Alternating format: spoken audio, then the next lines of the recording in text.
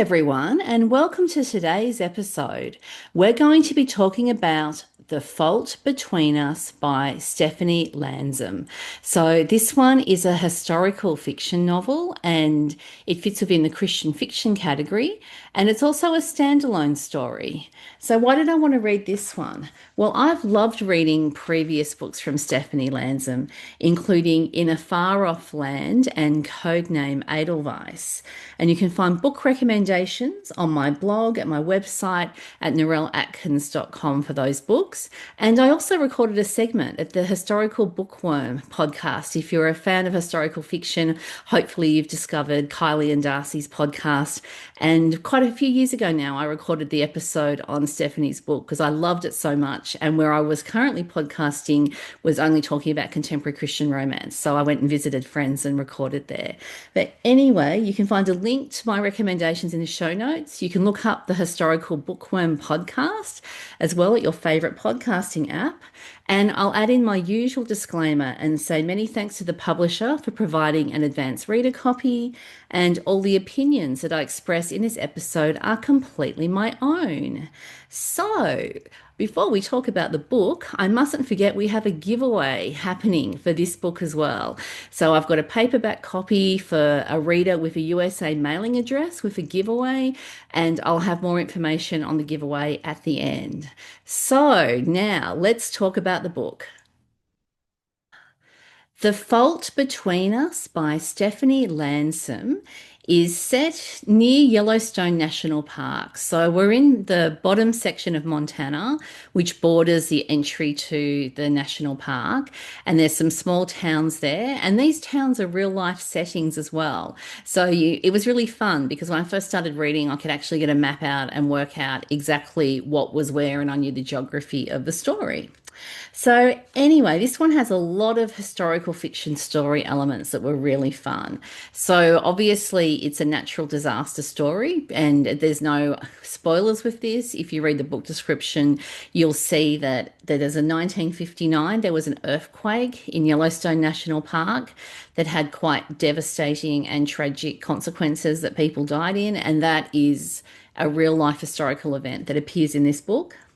We also have family drama. We've got three sisters. When the story starts in chapter one, they're ranging from 16 to mid 20s, and there's lots of family issues that have happened in their family. Their mother abandoned them when the youngest was a baby. So we have family drama related to all of that. We also have the elder sister who, at the start of the story, is married and has a 4-month-old baby, but her marriage is in trouble. The middle sister is the peacemaker in the family, as the middle child often is, and she's actually come from Minnesota out to help her sister at Yellowstone. And the younger sister is the rebellious teenager. So let's talk about the story, and we'll start with the first line. And this is a really, really good first line. I really appreciate authors who take the time to come up with a first line that just sets the tone for the story and says a lot in so few words. And it really does sum up what's going on in the prologue, which sets up the story themes and what's happening. So this is the first line. The day Mother left, Claire got a gold star for her report on Yellowstone National Park. So Claire's the eldest of the sisters who has always been fascinated with Yellowstone National Park, and hence she spends some time there in the summer doing some summer work in the park. And so the prologue is actually 1942. We're in Minnesota. Their father owns a retail grocery store. They're quite well off, the family. And the day that this is written in the prologue is the day their mother leaves the family. And Claire was 8 years old, I think, about roundabouts, maybe 7 or 9. I'm not quite sure. But I do know that Bridget was only 6 and that Franny was a baby. And so we know from the beginning of this story that abandonment issues with a parent leaving the family is going to be what's underpinning a lot of the emotional baggage in the story. And their dad wouldn't let them talk about their mother. So it was kind of like she disappeared and no one was allowed to unpack anything, do anything, say anything. And so all the three girls internalized what happened with that abandonment. There wasn't counselling or any of those services available. And they didn't see their mother again up to the beginning of chapter one. So they were really the victims of stuff that went down with their parents and their parents' dysfunctional marriage. And I think this really is, even though this is a historical story, that's so contemporary, the family breakdowns and really how the children suffer because of that. And even in my own life, interestingly, I've been thinking about a situation where a mother is taking her children overseas, away from Australia, on the other side of the world, away from their father, and just how hard it's going to be for those children when they are older and have to look back at the decisions that their parents have made and whether or not those decisions were actually good for them or not. There's a lot to unpack. And so we see this all come through in the story.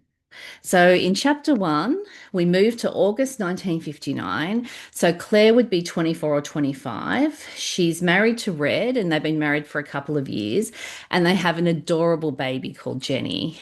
And this really was the era when Jenny was a very popular name as well. There's lots of Jennies that were born around about this time.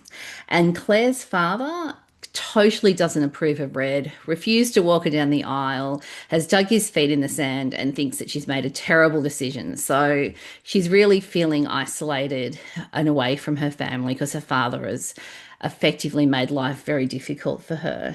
And so, add in that pressure, we've got a marriage in trouble, we've got financial pressure, and Claire has not let onto her family the exact nature of their financial situation and where we're living. And we also have Red, and he has some secrets that are going to cause him some grief in the story as well. So he's Claire's husband, and you've probably guessed he's called Red because he is a redhead. And he was raised in an orphanage, and he's got a lot of stuff going on. And I really liked his character for so many reasons. It was interesting because at the beginning of the book, you're not quite sure where he's going, but I really liked the way his character panned out in the story. And Bridget, so that she's the middle child, she'd be 22 or 23. She's the one with the career ambition. She's a nurse and wants to travel and see the world. And she's worried about Claire. And she obviously could have helped Claire with the baby when the baby was born. Claire refused to have her come and stay. Bridget's seeing this as a big red flag and thinking what's going on. So she plans a visit to work in a nearby town where she has nursing accommodation. And then she'll actually get to spend time with Claire and the baby and help her and see what's going on. So she gets a temporary job nearby. This is what Bridget does as a nurse at a hospital.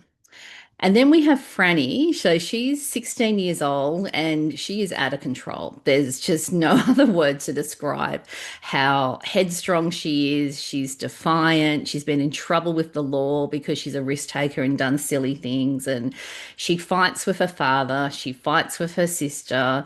Before Claire left, she was a young teenager fighting with her as well. And so their father has just had enough of Franny. He just cannot deal with her. He can't fathom dealing with her without Bridget around. So he gets the bright idea to force Franny to go to Montana with Bridget because then Claire can deal with the problem and he doesn't have to deal with it.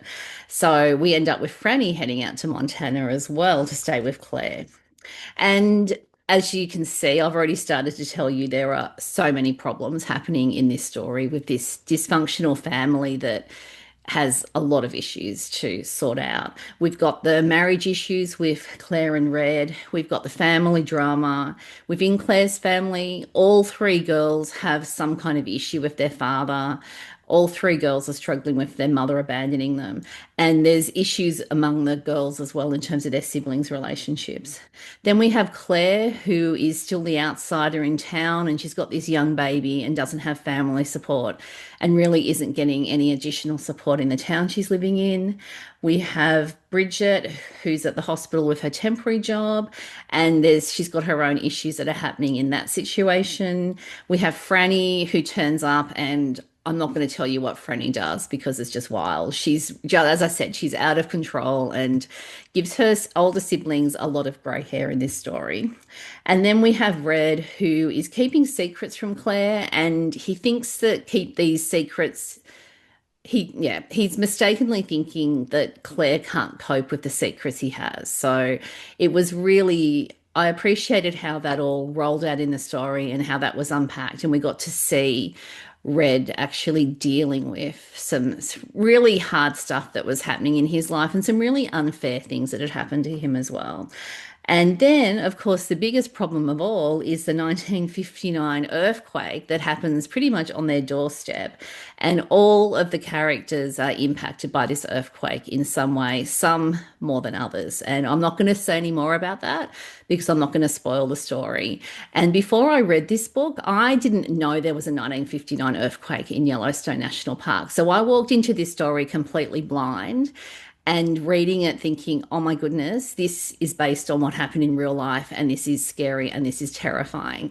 And it was quite a journey to read this book, and it was a page turner. I just couldn't put it down, and just absolutely love this story because there is so much to love about it. We've got our four main characters.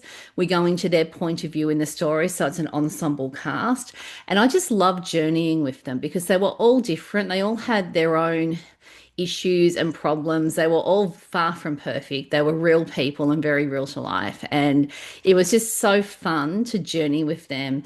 And I did worry about them as well, but I'll get to that a bit later.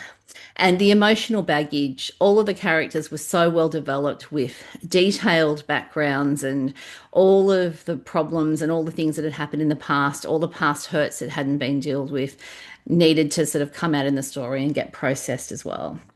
And we had danger and we had suspense and we had action and adventure because an earthquake, if you're at the epicenter of a 7 point, I think it was 7.2, the real earthquake, and if you're near the epicenter of that, you're in a whole lot of trouble, particularly in a mountainous area that has volcanoes. So that have been underlying where it is and the hot springs and the sulfur and all that kind of stuff. So there was some quite nail-biting moments in this book, let me tell you. And as I said, it was a page turner. I'm still bleary-eyed from staying up until 3 o'clock in the morning because I was reading those later chapters until I got to a point where I felt I could put the book down because the characters were okay, or as okay as they could possibly be in the situation because it was such a great story. I just had to keep reading because I couldn't put it down. And then there was around the main characters, there was a cast of side characters who were really interesting and very important to the story as well. And I appreciated the roles that they played that added to the tension in the story that you feel as you're reading through it.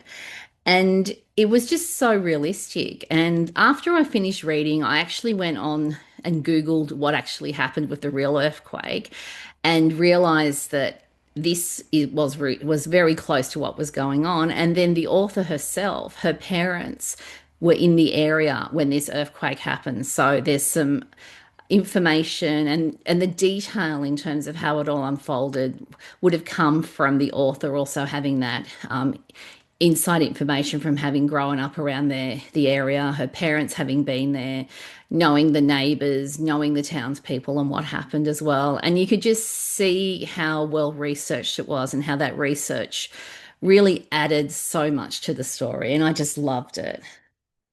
So this one I would describe as having relevant faith elements. So we have, I mean, when you're reading a natural disaster story where people's lives are in danger, you've automatically got people thinking about their mortality. And if they have faith, they're crying out to God for everything. And if they don't have faith, they're thinking about, does God exist? Should I be calling out to God? Does God care about me? And all of those kind of things. So we had the faith elements in the story.